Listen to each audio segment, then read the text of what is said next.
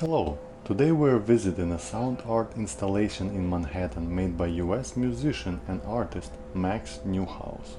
Born in Texas in the summer of 1939, he earned music bachelor's and master's degree from the Manhattan School of Music.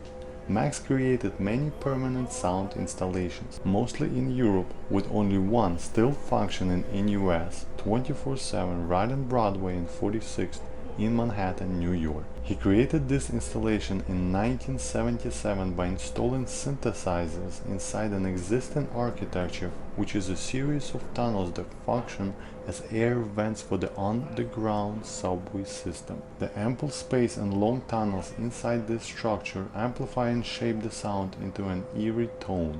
This installation functioned for 15 years until 1992, when Neuhaus moved to Europe. When he returned to US in 2002, the piece was reinstalled and is still functioning 24/7, amounting to a total of 31 years. DO Foundation is currently maintaining the project. Max Neuhaus died in Italy in September of 2009. For this project, I asked willing bystanders for their opinion of what they think this sound is.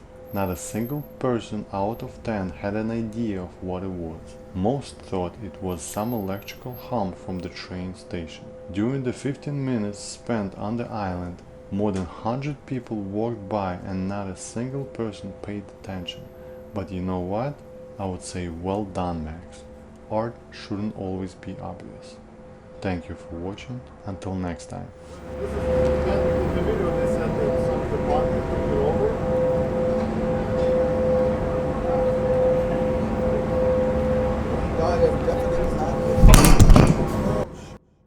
What? Oh my god.